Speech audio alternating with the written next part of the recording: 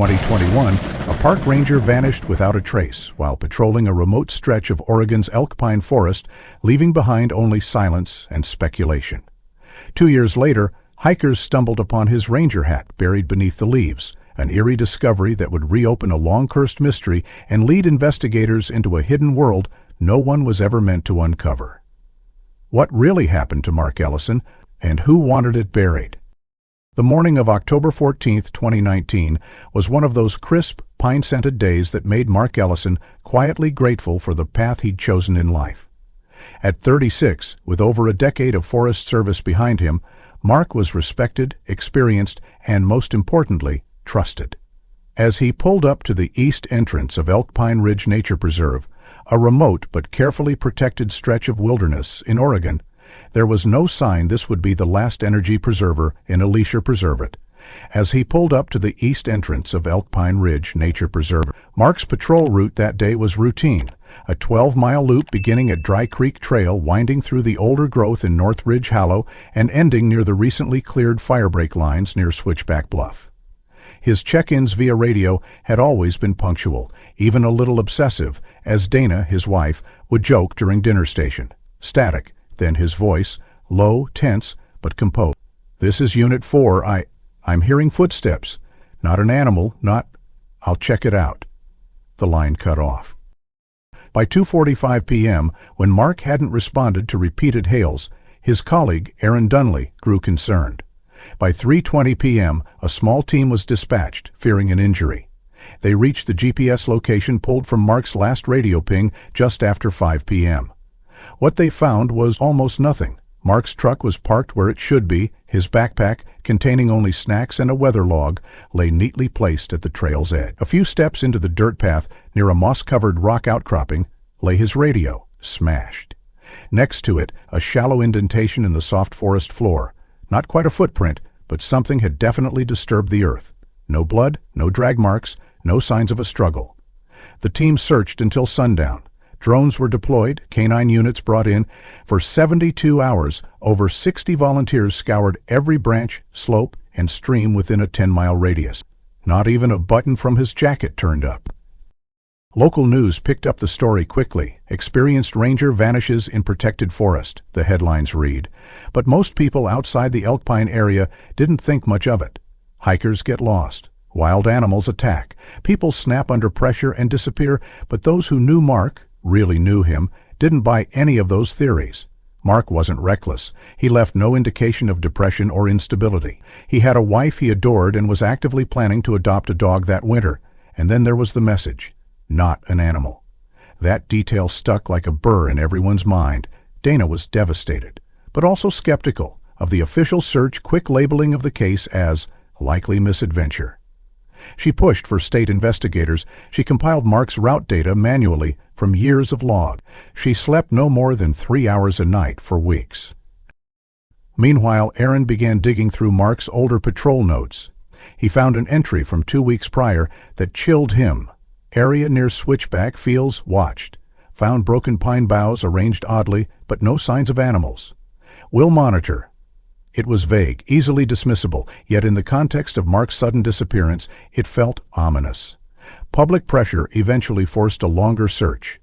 By November, the weather turned, making ground efforts nearly impossible. The only remaining clue was that crushed radio and the vague footprint.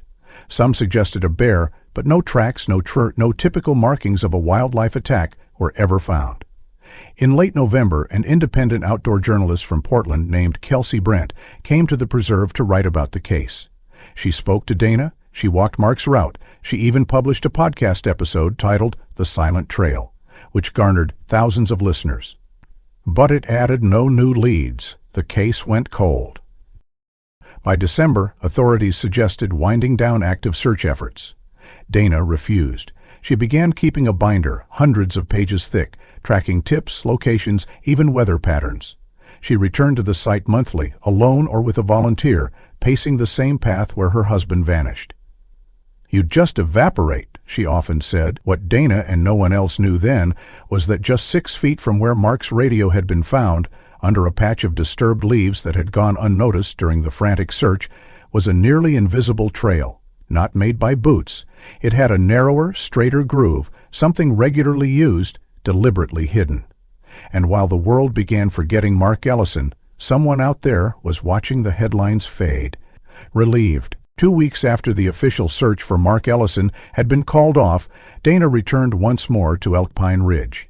She wasn't ready to let go, not of her husband, not of her questions, and certainly not of the nagging feeling that something was being overlooked. As she parked Mark's spare pickup near the trailhead, she took a moment to look at the passenger side panel. There it was again, the long, faint scratch she'd noticed 4 days before he vanished. It wasn't from a branch, she was sure of that now. The mark started low and curved upward, as if something with metal corners had scraped along the side intentionally. She'd brought it up to Aaron once, but with all the chaos no one paid much attention. Now, standing alone, it seemed more ominous than ever. She started walking the trail herself, sticking to the same path Mark had patrolled. Alongside the mossy embankment, where his radio had been found, she paused. For the 100th time, she scanned the surroundings. It was quiet, eerily so. A distant hawk cried, but otherwise the forest was still. Dana moved slowly, eyes on the brush line, then crouched by a tree with a small metal bracket nailed into its side. It was a wildlife camera mount, standard for this part of the preserve, but something was off. The camera was missing. That in itself wasn't unusual. Wildlife cameras were sometimes removed by forest staff for maintenance or review. But Dana noticed the bracket screws were clean, freshly turned, and the surrounding bark showed signs of pressure, like someone had twisted the mount recently. A patch of trampled leaves beneath the tree caught her attention. She crouched again, brushing them aside with her gloves, and found the kicker, a lithium battery, half buried in the soil. That was no accident. Someone had removed the camera and deliberately left no trace. Almost. Dana took a photo and sent it immediately to Aaron. By that evening, Aaron called her back. That's Unit 7's bracket. The last log shows the camera was installed there 2 months before Mark's disappearance. It should have had a 6-month battery. No reason it should be gone, he said. Dana's pulse quickened. "Can you check who signed it out?" she asked. Aaron paused. "Yeah, but it'll take some digging." His voice was careful, neutral. He'd seen the signs, too, but neither of them wanted to say what they were thinking yet. The following week, Dana was visited by Officer Gwen Hart from the local sheriff's department. The woman seemed unusually alert, with an open notebook and a hesitant expression. "Mrs. Ellison, we received a call you should know about," she began. "It came in last night from a payphone in Tilburn, small town about 40 miles southeast. The caller didn't leave a name, but they claimed they saw your husband at a gas station last." Dana blinked. "Last week?" Gwen nodded. "They said he looked thinner, disoriented, like he hadn't slept in days. They claimed he bought a bottle of water and then walked north, past the pump stations toward the woods." Dana sat back in disbelief. "But that station has cameras, right?" Gwen flipped a page in her notebook. "That's the problem. The security system at that gas station was reportedly down for maintenance the night in question. The hard drive was replaced the next morning." Dana stared at her, incredulous. "That's a hell of a coincidence." The officer nodded grimly. "Too much to ignore. That's why I came in person." Dana asked for a description, but the caller hadn't provided much, just that the man looked like an older forest ranger, maybe 30-something, with a limp on the left side. Mark had injured his left ankle on a fall during a storm the year before. It had healed, but not without leaving a trace in his gait. Dana clutched at that detail like it was a lifeline. Later that night, she pulled out an old USB drive Mark used to back up his trail camera photos. Plugging it into her laptop, she scrolled through folder after folder: deer at dusk, foxes drinking from creeks, weather-stained tree lines, but then she stopped. In one image, dated September 18th, just a few weeks before Mark vanished, there was a faint figure in the background. Between the trees, partially obscured by light flares from the motion sensor, stood a person, not in ranger gear, but in a dark jacket, watching the path. The file metadata was intact. The photo was taken near the west sector, a route Mark only patrolled every 3rd week. The camera that took the image was Unit 7. Deanna's breath caught. She magnified the image. The figure's stance, the way the head was turned, none of it looked accidental. Someone had been watching the patrol routes. maybe not just once. The next morning she drove to Tilburn, determined to find the station for herself. The clerk at the gas station, a young man with bleached hair and anxious hands, confirmed there had been a tech team updating the camera system around the time in question. Some guy from the company came in, swapped the box, said the old one had corrupted files, he explained. Wasn't my call. Dana asked to speak to the owner, but was told he was out of town. She left a note and her number, asking to be contacted as soon as he returned. As she stepped outside, she stood near Palm 6, the one with the view of the woods. A clear trail snaked past the shrubs, leading into a patch of tree. No markers, no warning signs, but someone could have walked that path, someone who didn't want to be found. That night, Dana couldn't sleep. She lay on the couch, staring at the ceiling fan as it spun slowly. Something in her chest ached. Not grief exactly, but a gnawing anxiety. There were too many small signs, too many pieces that didn't align with the official story. Mark had been thorough, methodical. If he'd left, if he'd run, there would have been a reason, and maybe, just maybe, there was someone who didn't want that reason to be uncovered, someone who had gone through enough trouble to erase Mark not just from the forest, but from memory. Dana's phone buzzed at 2:13 a.m. A new message. No name, no contact. It read, "You're not supposed to be looking here." Dana sat stiffly across from Special Agent Reese Miller in the small office tucked behind the Jackson County Sheriff's Department. It had been 6 weeks since the anonymous text warning her to stop searching, and nearly 4 months since Mark's disappearances. Miller was young but direct, and Dana had hoped that the FBI's involvement would reignite the investigation with the seriousness it deserved. Instead, she was met with polite but restrained concern. "Mrs. Ellison, we've reviewed the ranger station logs, Mark's emails, even his GPS data.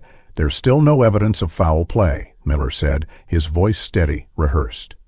Dana clenched her jaw. "What about the tampered trail camera, the sighting in Tilburn, the photo I sent?" He gave a tight nod, followed up.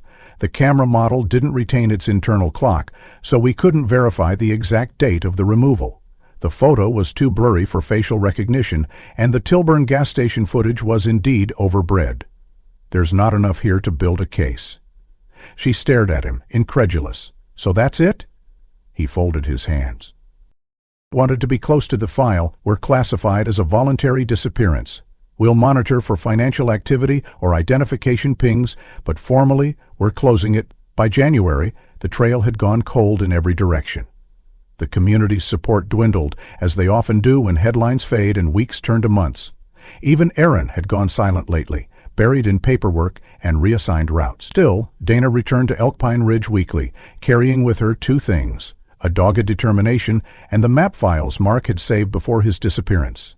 She knew his habits, the way he folded documents, the order in which he marked tree surveys and wildlife trails.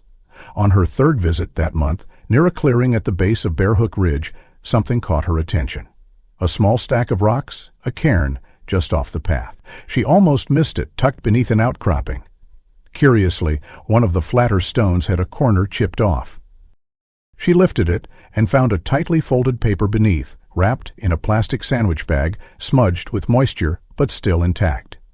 It was a topographic map of the Elkpine Ridge area, dated 3 years ago, with Mark's handwriting along the edges. Her breath caught. This wasn't one of the official patrol maps. Mark had drawn additional markings, strange circular annotations, red ink lines that diverted from the usual routes. And in the southwest corner of the map, a faint X had been added, just above a section labeled Gray Hollow. Dana's brow furrowed high on luck. That area was never part of Mark's usual assignments. In fact, it had been marked off limits due to soil erosion and unsafe terrain after the 2014 mudslide. She carefully pocketed the map and made her way back to the ranger outpost to compare it with Mark's older patrol logs. He had never once logged a visit to Gray Hollow. The following weekend, she convinced Aaron to join her under the guise of organizing the old trail markers. Once they were out far enough and away from radio range, she showed him the map. He studied it in silence for a moment, then murmured, "This doesn't make sense. Why would he go out there? It's been closed for years." She pointed at the red X. "Exactly why we need to check." The hike took most of the morning. The closer they got to Gray Hollow, the more untamed the terrain became. Fallen logs blocked portions of the trail, and thick underbrush choked the narrow paths. Near a ravine lined with frost-dusted ferns, Aaron stopped suddenly. "Dana, look." He knelt and brushed aside a layer of moss near a tree stump. There, half buried in dirt and leaves, was a small blue nylon strap, frayed at the edges, dirt-stained, but unmistakably a child's wristband. Dana blinked. It had a faded dinosaur print and Velcro fastenings. She picked it up gently. "Mark never had kids," Aaron said slowly, reading her mind. She nodded. Her heart thudded. "Oh, but his sister did. Her boy Alex, he's 5, he used to wear one just like this. I remember when she posted it on Facebook last summer." Aaron looked around. "You think Mark brought him here?" Dana shook her head. "No way. Jenny never let Alex out of sight, especially not here. And Mark never mentioned seeing them recently." She examined the wristband quickly. There was a small initial stitched on the inside lining, A. Her breath caught. Alex Ellison. No doubt. The forest suddenly felt colder. They searched the surrounding area for nearly 2 hours, but found nothing else. No footprints, no clothing, no other signs of a child. The discovery made no sense. There was no reason for Alex, or any child, to be this deep in restricted forest land, much less near an unpatrolled ravine. Dana took the wristband home and placed it in a sealed evidence bag. That night, she called her sister-in-law Jenny, trying to keep her voice calm. "Do you remember Alex's blue wrist strap? The one with the little dinosaurs?" Jenny hesitated. "Yeah, he lost it at daycare a few months ago." "Why?" Dana's heart pounded. "You're sure? He didn't have it with him during any trips, hikes?" "No," Jenny said firmly. "He's never even been near Elkpine. Why?" Dana faltered. "I found one, just like it, out there near Gray Hollow." Silence. Then, "That's not possible." Dana didn't sleep that night. Her mind spiraled with questions. If the band had been planted, who would know that detail? And if it hadn't, how had it ended up out there? The implications were unsettling. Was someone trying to send her a message? Or was Mark involved in something deeper than she realized? The following morning, she contacted Agent Miller, only to be told that without evidence of a crime, the case would remain closed. She didn't mention the wristband. Not yet. Instead, Dana took the map and began cross-referencing it with archived satellite imagery from the past 5 years. She looked for changes in the landscape, areas where the forest had shifted unnaturally, signs of excavation, new growth patterns, or gaps in the tree canopy. Late that night, she found something peculiar. A small rectangular patch in Gray Hollow, visible only in 2 frames from 2017, and then gone, like a structure had briefly been there, then removed or overgrown. She zoomed in. No trail led to it, no records showed anything was ever built, but something had stood there once. Her hands trembled as she opened a new file, Unknown Structure, GH. In her gut, Dana knew this wasn't random. Mark had found something or someone worth hiding, and someone else had worked very hard to make sure no one else did. She stared again at the red X on the map, the loops surrounding it like a coded warning. As she traced the ink with her finger, her phone buzzed. A new message appeared. No number, no name, just 5 words.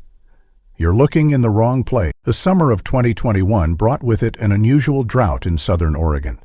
With Elkpine Ridge drier than it had been in years, a group of university students from the State College of Environmental Science was granted access to conduct a long-term water impact study on the Dry Creek tributary. Among them were Luis Ramos and Clara Nguyen, both graduate students eager to complete their thesis on aquatic insect ecosystems. The Dry Creek route had not been used by rangers in years, its terrain too treacherous, its usefulness minimal after several trail collapses following the 2014 landslide. That made it an ideal study site, untouched and quiet. Or so they thought. It was on their 3rd day, as Luis and Clara followed the creek's east fork deeper into the pine thicket, that they noticed a subtle break in the foliage. A line of flat stones, unnaturally aligned, led off toward a rocky slope. Curious, and thinking it might be an old ranger trail, they followed it. A quarter-mile in, shielded behind thick spruce and near the base of a cliffside, they saw it, what looked like a makeshift shelter. The structure was barely visible, unless standing directly in front of it. Built from old timber and camouflaged with dark netting and moss, it blended into the landscape with disturbing precision. Claire froze. "This doesn't look like a hunting blind," she whispered. Louise stepped closer, noting the flattened dirt at the entrance and the lack of recent footprints. He pulled back the entry tarp. Inside, the space was cramped but orderly. A faded blanket was folded neatly atop a bed of pine needles. Nearby, a rusted camping stove sat unused beside a medical kit marked Forest Service issue. But what stopped Louise cold was the stack of weathered paper beside the bedroll. Notes, scribbled in tight handwriting across yellowed pages, bound with twine. On the top sheet, in fading black ink, were the words, "If you find this, I'm sorry." Back at the ranger station, the notes were immediately turned over to authorities, who contacted Dana after verifying the handwriting matched Mark Ellison's personnel files. She arrived less than 24 hours later, heart pounding as she flipped through the pages, each line more haunting than the last.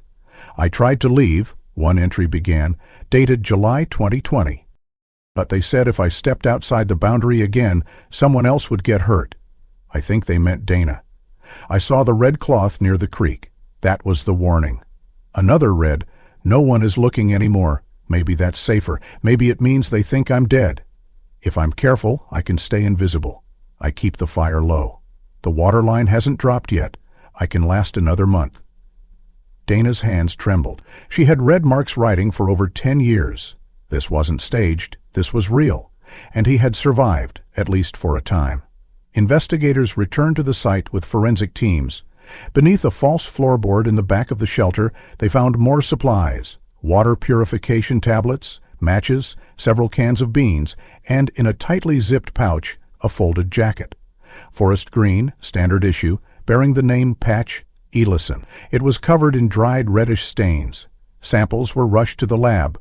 Within 48 hours, the confirmation arrived. The blood belonged to Mark.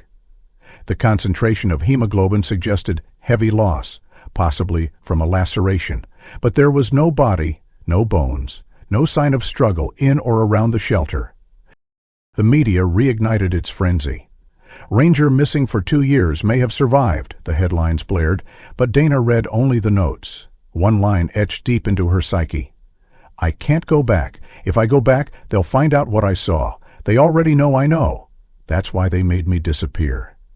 Who were they? The pages never named anyone, but certain phrases repeated.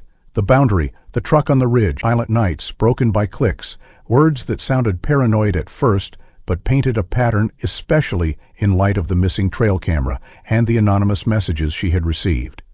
Dana pressed for more testing, more analysis, but the FBI still refused to reopen the case without evidence of ongoing criminal activity. "We can't act on implication," Agent Miller reiterated over the phone. "There's no suspect, no timeline. We can't chase ghosts." So Dana chased them herself. She returned to Dry Creek, alone, using the GPS from the shelter's location to trace a wider perimeter. There were no new clues, no footprints. The forest had reclaimed the area, but the structure's construction, its remote placement, the camouflaged design, suggested intent. It was dated April 2, 2021. "I'm bleeding again. Not the same cut, new one, deeper, slipped on the rocks near the boundary creek. Stupid. If I pass out, this will be it. If you find this, tell Dana I didn't stop looking. I didn't stop remembering. I just couldn't go back. They told me what happened to Elle. If I talked, she'd vanish too." The Elle could be Lisa, Mark's sister, or Lauren, his cousin. It wasn't clear, but the implication chilled Dana to her core. The notes had no more pages after that, just silence, an unlit candle. And that jacket, folded like someone knew they wouldn't need it again. As Dana left the ranger station with a copy of the journal in her hand, she looked out across the dry forest line, now golden in the late summer sun. She thought of how close this place was to the trails she'd walked 100 times, just 6 miles from the boundaries, just 6 miles from everything they'd missed. And yet, for Mark, it had been a world away. She wondered who else knew it was there, who else had helped keep it hidden, and whether Mark's silence had really been a choice. As she drove back toward town, her phone buzzed. Another anonymous message. This time, only 2 words. Too close. Dana sat in her kitchen long past midnight, the room dimly lit by the soft glow of the laptop screen. The journal from Mark's shelter lay to her left, a half-drunk cup of tea to her right, and on the screen in front of her, a spreadsheet of every phone call she had made in the days surrounding his disappearance. She hadn't meant to look into her own logs. Aaron had suggested reviewing them while helping her piece together a public record timeline. At first, it had felt unnecessary, even invasive. But then, on October 14th, the very night Mark vanished, something unexpected appeared. 3 outbound calls to the same unlisted number. The calls weren't to anyone in her contact list. She stared at the string, 458-007-3284. She didn't recognize it, and yet there they were, 2 calls around 10:30 p.m. and a third after midnight. She tried dialing, her hand trembling slightly, but the line went dead after 1 ring. No voicemail, no answer. A prepaid burner, likely. Something about it made her skin prickle. The next morning, Dana drove to visit Ethan, Mark's younger brother, who lived in a small cabin near the town of Scoutersville. Ethan had withdrawn after the search was called off and rarely spoke to the press. But Dana had a feeling he knew more than he had ever admitted. When she mentioned the number, Ethan didn't flinch. He just rubbed his face tiredly and said, "I don't know whose it is, but if you found it in your logs, I think you already know it matters." Dana pressed harder. Ethan, was Mark in trouble with anyone? Did he ever mention being watched? Threatened? Ethan hesitated, then exhaled. "He didn't tell me everything, but yeah, he'd been tense the week before he vanished. Said he found something during a routine patrol out west, some new survey stakes near the forest boundary that weren't on any of the official maps. He tried to ask the Forest Service, but no one gave him a straight answer. Then he got into it with Dana's dad." "My father?" Ethan nodded. "Mark said Warren was involved in a side deal, leasing a patch of protected land for something. Didn't say what. But they fought bad. Said Mark didn't understand how the real world worked." That revelation hung heavy in the air. Dana had always known her father was a persuasive man, an investor, a businessman, but secret land leases? She never imagined. Ethan looked at her. "Mark said he was going to dig into it, but he didn't want you involved." Dana swallowed. "So he kept me in the dark." "He was trying to protect you," Ethan said softly. "But maybe he underestimated how close this went." A week later, agents reviewing the belongings recovered from the hidden shelter found beneath a loose board there were 10 audio files in total, most corrupted beyond salvage, but 1 remained intact. Dana sat in a county records room with a pair of headphones clamped over her ears as the file played.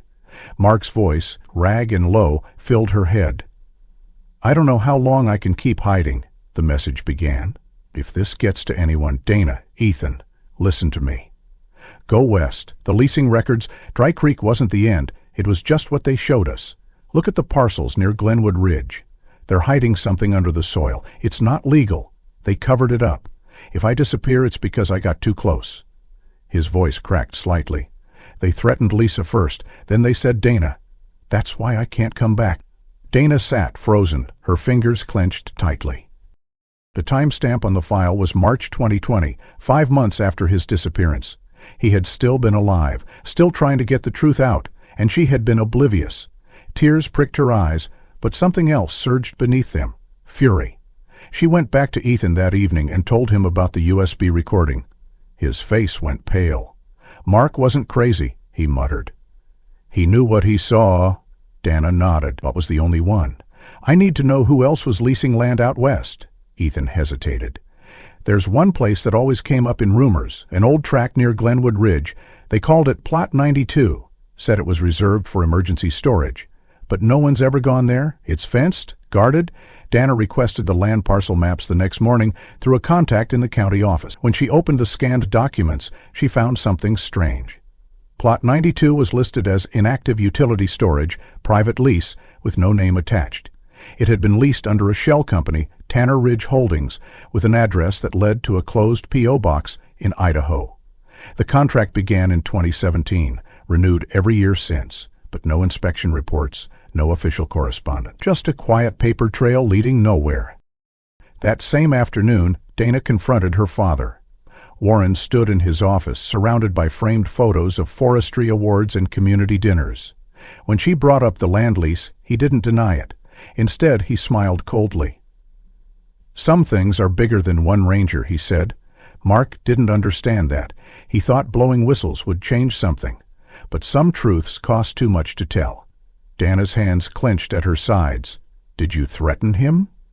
He looked away. "I warned him, he didn't listen." Back in her car, Dana sat for a long time in silence.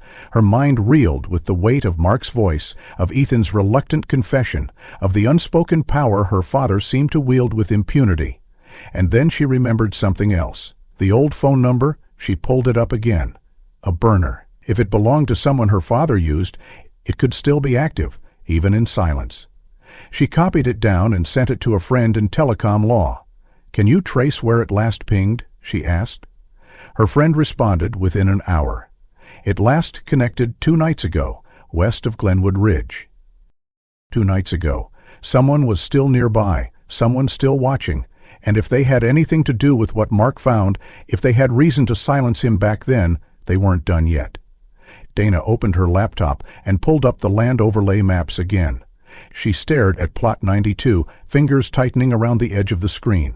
Whatever was buried out there, whatever they had leased and fenced and hidden for years, it had cost Mark his name, his life, and maybe his blood. But it wasn't going to stay buried much longer. As she printed out the map and slipped it into her backpack, her phone vibrated on the counter. No name, just another message. "We warned you once." Dana stood at the edge of Plot 92 just before dusk. The map from county records crumpled in her hand, the fencing barely visible beneath layers of overgrowth. The land looked like any other stretch of Oregon forest, the dense, shadowed, quiet. But now she knew too much to accept its silence at face value. According to the documents, it had been leased under Tanner Ridge Holdings since 2017. But what caught her attention wasn't the present, it was the past. A line item buried deep in a 2013 environmental impact report listed the coordinates of this same parcel under a different designation. Sector 4B, Logging Reserve, inactive.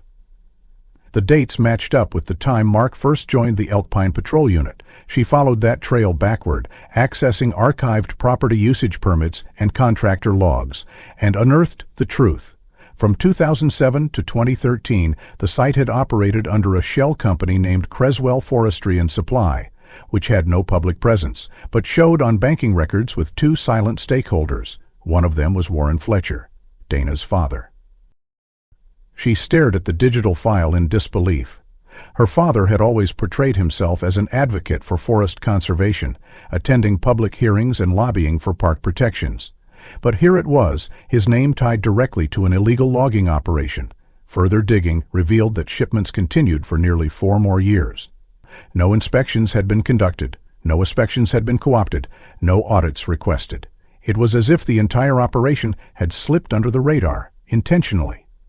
Dana brought this to Ethan, who recognized the name instantly. "Mark mentioned Creswell once," he said quietly. "Said it sounded wrong, like the people behind it were too careful, like they knew what holes to cover." "But he couldn't find proof." Dana frowned. "He did. He found something. That's why they went after him." The next day, Dana accessed Mark's old work email through a recovered backup. Most of the messages were mundane, shift schedules, weather updates, but one chain from February 2019 stood out. Subject line, "Observation at Plot 92 Perimeter." In the message, Mark detailed finding discolored soil near the stream bed and 2 dead raccoons within 20 feet of each other. No visible injuries. He noted an unusual chemical odor, something acrid and sharp, almost metallic, and requested permission to bring in environmental testing kits. The reply from a supervisor read, "Not authorized. The area falls outside current ranger jurisdiction. Observation noted. No action to be taken." Undeterred, Mark had forwarded the email chain to a private address, CCing himself and labeling it Personal Notes. Dana found them in his archived folder, alongside photographs of tree bark burns and a close-up of a corroded metal drum partially buried near a creek. The drum bore a faint logo, faded but legible.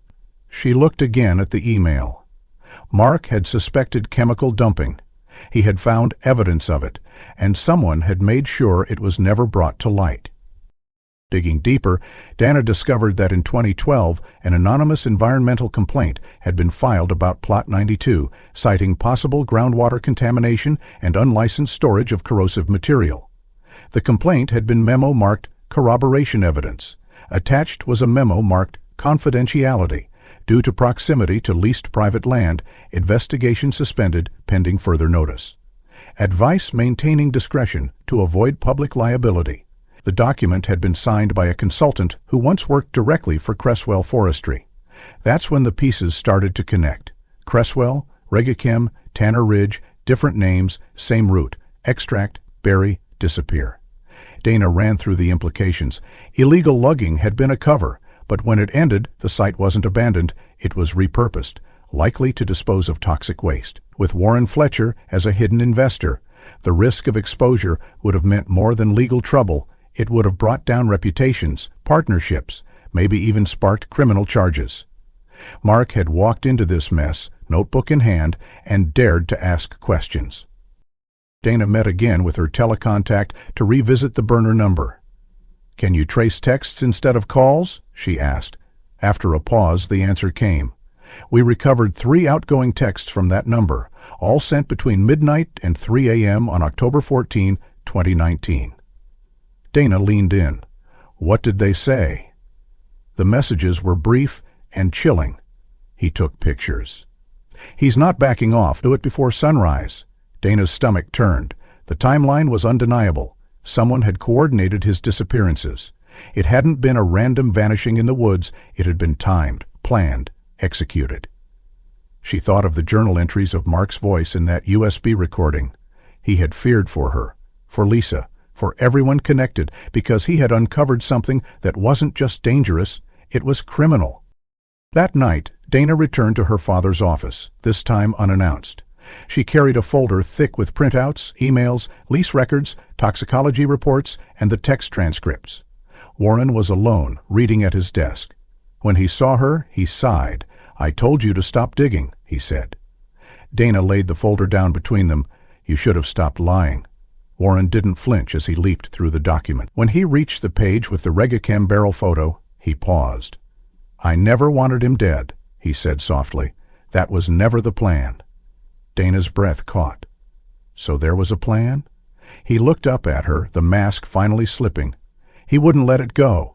And people, real people with real power, were going to lose everything. "You think I was the one pulling strings? I was just a name on paper. You have no idea what they threatened to do." Dana stepped back, her chest tight. "Then tell me who. Give me names." But Warren said nothing, just stared at her with hollow eyes, as if a war inside him had long been lost. She left without another word, the air in her lungs poisoned with something worse than betrayal, confirmation. Later, Dana sat at her dining table with Ethan, spread out the map of Plot 92 again. "If there's still anything out there," she said, "we're going to find it?" Ethan nodded slowly. "And if we do?" Dana didn't answer. She reached for Mark's notes, scanned the lines for anything she'd missed before. Her fingers stopped at a circled passage.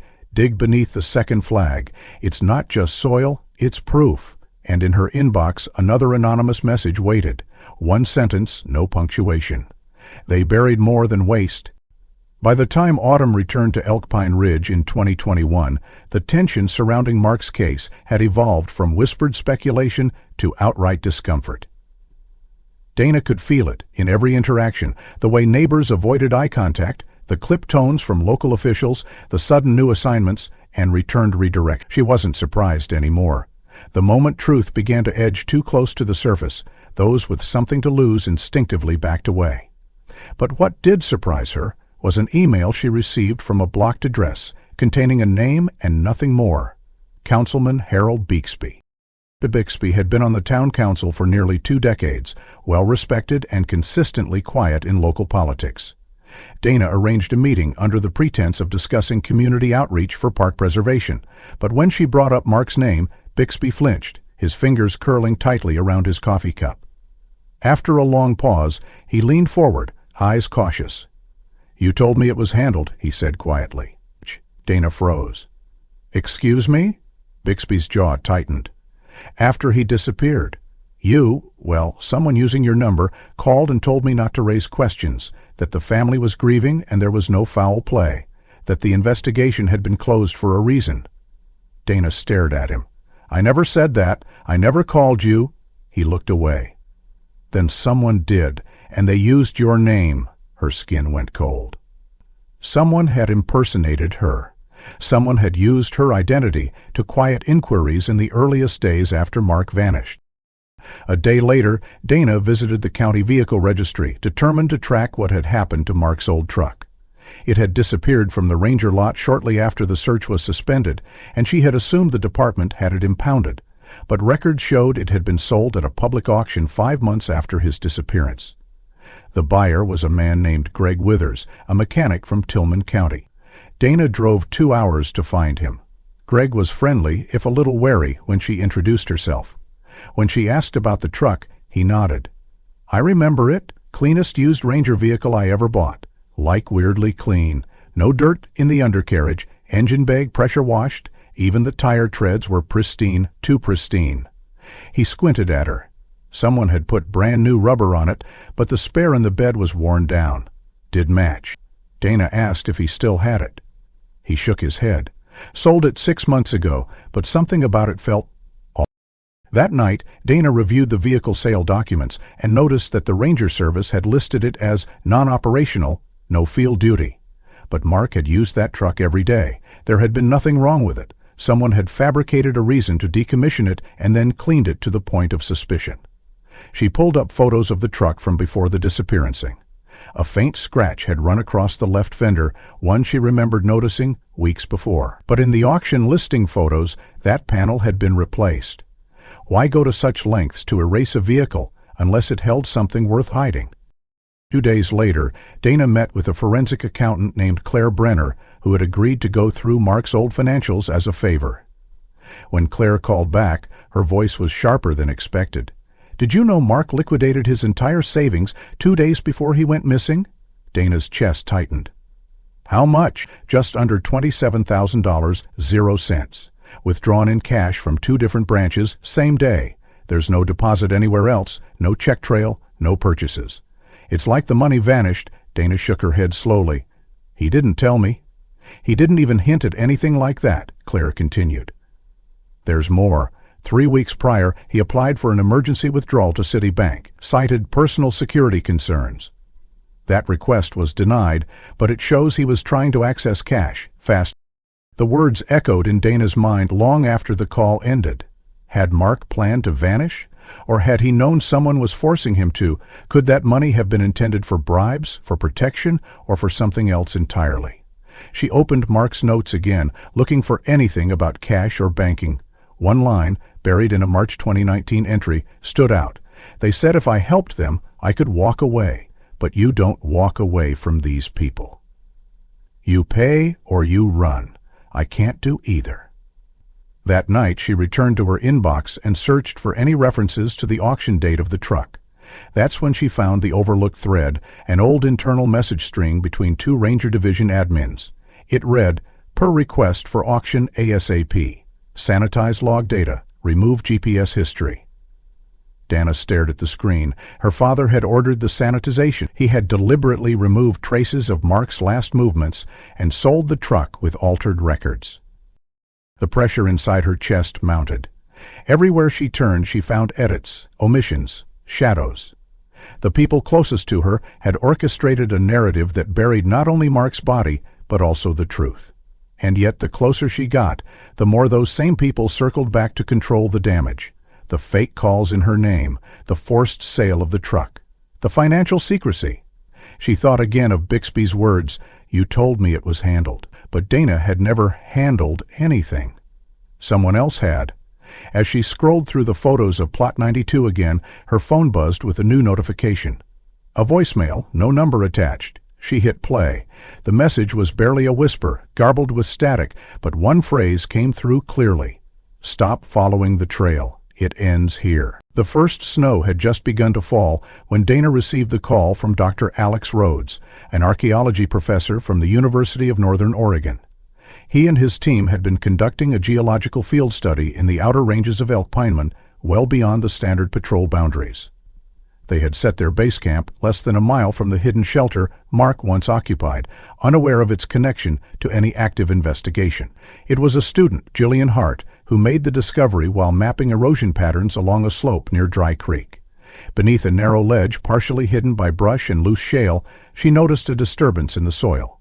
It wasn't natural. As they cleared the area, the entrance to a narrow passageway emerged, just wide enough for a person to crawl through. The interior was dark, musty, stretched about 30 feet before opening into a small cavern. That's where they found the backpack. When Dana arrived at the dig site with Ethan, the pack had already been handed over to authorities for cataloging. Dr. Rhodes met her with a concerned look. "There was a lot more than just a few supplies," he said. "You'll want to see it for yourself." In a nearby storage tent, laid out across a table under bright forensic lights, were the contents: a weathered but intact backpack, a bundle of maps, a compact toolkit, a water purifier, and, at the center of it all, a fake passport bearing Mark's face but a different name: David Lemmer. The photo was recent, the laminate still smooth. Dana felt the air leave her lungs. "He was planning to disappear," she whispered. "He wasn't just hiding." The maps showed a carefully plotted escape route from the hidden shelter to a service road that intersected with Route 87 less than 8 miles west. The route zigzagged between logging roads, creek beds, and ridgelines, avoiding ranger checkpoints and populated zones. One of the maps had a series of red dots marked: water sources, signal shadows, cover spots. Another was hand-labeled Backup Path, with a dashed line curving eastward toward the Glenfield exit. Dana stared at the handwriting. It was undeniably Mark's. But it wasn't the only discovery. In the cavern's rear wall, someone had set up a crude sleeping space: pine bedding, a tarp, and a line of tin cans still dusted with ash residue. A second person had lived here. The soil showed the outlines of another body's frequent presence, positioned opposite from where Mark had likely rested. There were scraps of clothing, a faded beanie, a wool glove, and a broken shoelace. None of it matched Mark's gear. Near the tarp was a burnt notebook, too damaged to read, but several lines of charcoal graffiti on the cavern wall stood out. One read, "Eye in trees." Another simply said, "Mark Trust wrong." Dana's chest tightened. Someone else had been hiding with him, someone who'd left abruptly, leaving behind only whispers of resentment or fear. Ethan examined the cave's layout. This wasn't a short-term hideout. This was a contingency, a place they prepared together. Dana nodded slowly. So who was the second person, and why did they leave before him? They found partial fingerprints on one of the tin cans and the blade of a multi-tool. Forensics confirmed they weren't Mark's match. The prints didn't match anyone in the law enforcement database. But there was something else: a single strand of long dark hair trapped in the zipper of the beanie. DNA results were pending. Dana returned home that evening with a copy of the escape map. She traced the route with her finger. It was thorough, calculated. It meant Mark had still harbored hope of getting out, of vanishing without a trace. But if he had that plan, why hadn't he used it? What had changed, and who had helped him build it in the first place? She combed back through his journal for any clues, rereading each entry with fresh eyes. One line from April caught her attention, now in a new way. "They say the creek's too loud at night. I told her it's safer near the sound." Her, not they. He hadn't been alone. He'd been with a woman. Dana whispered aloud, "Who are you protecting, Mark?" Over the next few days, she followed the map's escape route with Ethan, documenting each point. The trail markers weren't obvious, but they were there: scratched rocks, bent branches, stones arranged in subtle shapes. Mark had made this viable. He had committed to it. But something, or someone, had stopped him from taking the final steps. At the 5th red dot, near a stone basin filled with icy runoff, Dana found the last marker, a torn piece of canvas buried beneath leaves. It bore a faded logo, Regachem, again. She picked it up slowly. "Even here," she murmured, "even where he planned to escape, they had touched it." That night, Dana sat alone in her living room, the fake passport beside her. She turned it over, studying the lamination, the signature. David Lemmer. Who was he supposed to be? A new identity for freedom, or a decoy if everything went wrong? On the back of the photograph insert was a scribbled note, almost like a whisper from the past: "If she gets out first, stay hidden. Wait 1 month, then run." Dana exhaled shakily. Someone else had left first, and Mark had stayed, not to flee but to cover for her. The question that now consumed Dana wasn't just where Mark was, but who had been worth staying behind for, and why they never came back for him. Her phone buzzed again, late into the night. No caller ID, just a message. "You're not the only one looking anymore." In the dim corners of the now deserted shelter, beneath a loose floorboard that Dana hadn't thought to pry before, the ranger team found an old receipt, crumpled but still legible under a layer of dust and rodent droppings. The ink was faded but readable. July 14, 2020, Waverly Foods, Tillman County.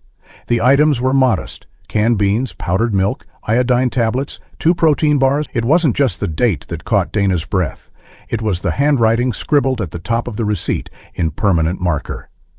From J. Stay hidden. Keep strong. The J was unmistakable. Jenny, Mark's younger sister. Until that moment, Dana had assumed she was just another grieving sibling, clinging to hope. But now, a sliver of doubt pushed its way through Dana's mind. Had Jenny known? Had she seen Mark while he was in hiding? And if so, why hadn't she come forward? Dana drove straight to Jenny's home in Haven Creek, a quiet neighborhood where her sister-in-law lived with her husband and 2 children. Jenny opened the door with a cautious smile that faltered the moment Dana held up the faded receipt. "You went to him," Dana said flatly. Jenny's eyes widened, panic flaring behind them, before she closed the door quietly and led Dana inside. They sat in the kitchen, the silence tense. Jenny finally broke it. "Only once. He called from a burner number. I didn't know it was him until I heard his voice. He begged me not to tell anyone, not even you." Dana's voice cracked. "Why? Why would he ask you to lie to me?" Jenny's hands trembled. "He said he was in danger, that if anyone knew he was alive, it would put you at risk. He needed antibiotics. I bought them and left them at a trail marker near Elkpine Ridge. We didn't even see each other. He left the receipt as proof." Dana leaned back, numb. "So he was alive, nearly a year after he vanished." Jenny nodded, tears now spilling down her cheeks. "He didn't want to disappear. He just didn't have a choice." Back at home, Dana added the receipt to her growing wall of evidence. The timeline was now undeniable. Mark had survived for at least 15 months after his disappearance, likely longer. He had medical needs, trusted only his sister, and had created a detailed escape plan with a partner who had left before him. But something had stopped him from executing that final step. She returned to the shelter again, this time determined to examine every surface with forensic care. That's when she found the final clue.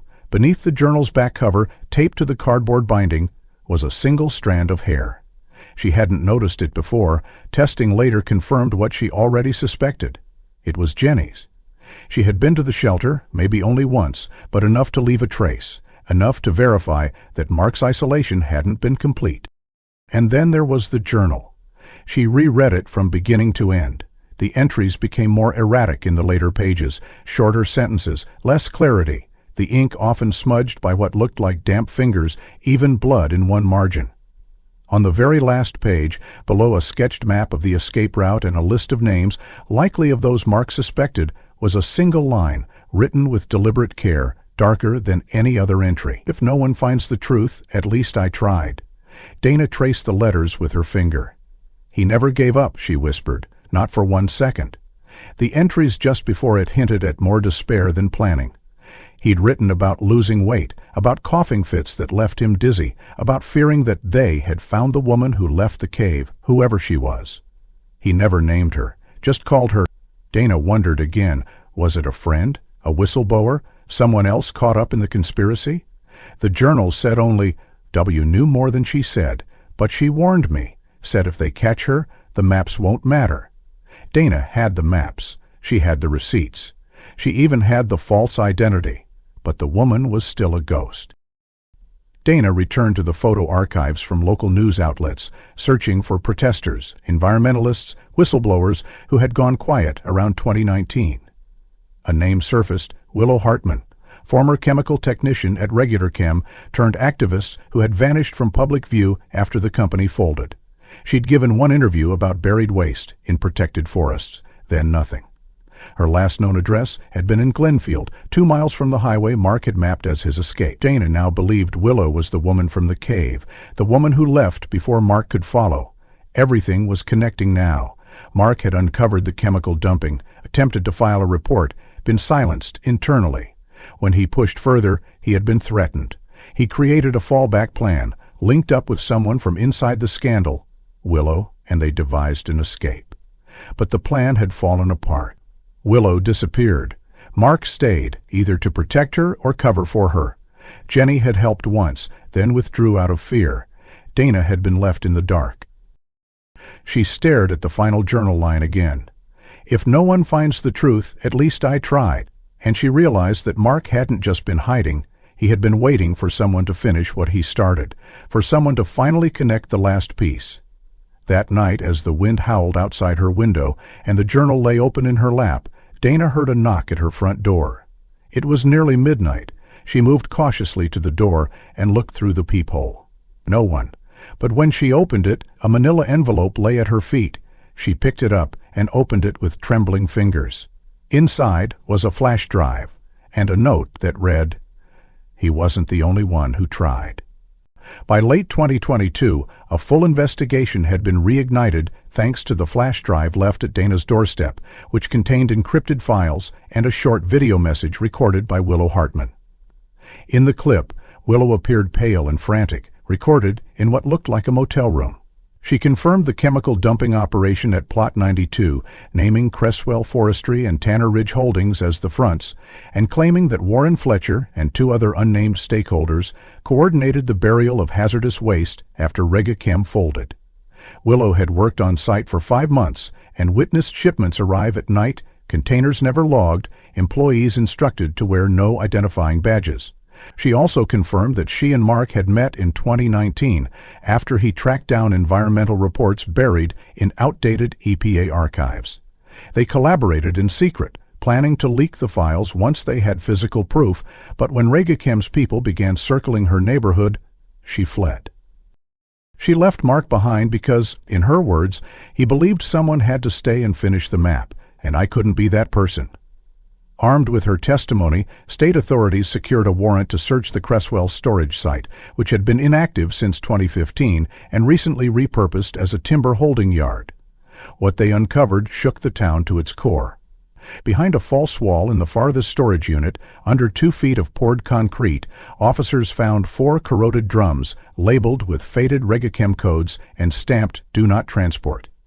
A second layer of concealment beneath the drums revealed a cache of falsified documents, including internal memos denying contamination and safety reports dated during the illegal lease period. Among them was a forest compliance report bearing Mark Ellison's name and signature. Forensics confirmed the signature was forged. With the documents in hand, the state charged Cresswell executives with obstruction of justice and destruction of environmental evidence. A federal probe launched into Tanner Ridge Holdings and its shell companies. Warren Fletcher was summoned for questioning but denied all involvement, insisting he was merely a passive investor. Meanwhile, Dana's phone and email records were subpoenaed and inconsistencies began to surface. The burner calls made on the night of Mark's disappearance had been traced back to a temporary number purchased using a card linked to Dana's office credit account. Prosecutors alleged she had, at the very least, known more than she let on, and perhaps facilitated communications on behalf of Warren. Dana was placed under formal investigation for obstruction and potential accessory to evidence tampering. Her attorney argued that Dana had acted under pressure, a victim of manipulation by her father and the network surrounding him. But public sentiment turned quickly. Her refusal to come forward earlier, her silence after discovering the fake passport and maps, and her documented meeting with Councilman Bixby, or at least calculated ignorance. Then came the final blow. In January 2023, a hiker descending a remote icy ridge on the far western edge of Elkpine's border spotted a fragment of fabric protruding from a rock shelf. There was a diffused body of fabric, and after 20 hours of recovery work, they retrieved a body lodged between 2 vertical rock faces. The remains were badly decomposed, but dental records and a titanium rod in the left femur confirmed the identity: Mark Ellison. Nearby, buried under rubble and dirt, searchers found a broken thermos, a medkit partially emptied, and a blood-stained notepad. The note inside, smeared with water damage, read only, "She's gone. I couldn't follow. I slipped. Please tell them I tried." Forensic analysis revealed Mark had suffered a deep leg laceration, likely from falling or being struck during descent. Blood loss and exposure contributed to his death, which the coroner ruled accidental, but noted the lack of any search markers or evidence of an attempted rescue. He had been left there, alone. Whether he died trying to flee or was forced off the ledge, Tanith added, directing his friend to his approach. But the journal, the maps, the timeline, all pointed to one conclusion. Mark had known what was coming, had tried to escape, and had made sure someone would eventually find the path back to truth. In May 2023, after months of court proceedings and media scrutiny, Dana accepted a plea deal on 2 misdemeanor charges, withholding material information and interfering with a state investigation. She avoided prison time, but resigned from her position at the Forest Service and moved out of Elkpine. Her name remained tainted. Some called her a protector, others a traitor, but she rarely spoke in public again. At the same time, a motion passed in the state legislature posthumously honoring Mark Ellison as a public protector. His personnel file was amended to reflect the cause of death as sustained in pursuit of environmental truth. A bronze plaque was placed at the Elkpine Ranger Station beneath his old locker, engraved with the words, "He didn't walk away. He stood and stayed, and because of him, we know." In the months that followed, federal teams began environmental remediation of Plot 92. Soil readings confirmed contamination levels that posed severe long-term health risks. Nearby water supplies were monitored, and legal proceedings began against multiple stakeholders. Jenny Ellison created a small foundation in Mark's name to fund whistleblower protection for environmental workers. She never spoke publicly about her one secret meeting with her brother, but left a message on the foundation website. He believed someone would finish what he started. That someone should be all of us. And yet, not everything was resolved. The second set of fingerprints from the shelter cave, the ones that didn't belong to Mark or Willow, remained unidentified. The woman herself, Willow Hartman, vanished once more after sending the flash drive. Some said she fled to Canada, others claimed she changed her name again. The investigation remained open. Dana sometimes visited the ridge alone, leaving behind a flower and a folded map with his last words circled in red ink. "If no one finds the truth, at least I tried." If this story kept you on edge, make sure to like and subscribe for more gripping, true-inspired mysteries. What part of Mark's journey hit you the hardest? Do you think someone else was with him in that cave, or was he truly alone in the end? And where in the world are you watching from? Drop a comment and let's talk about it.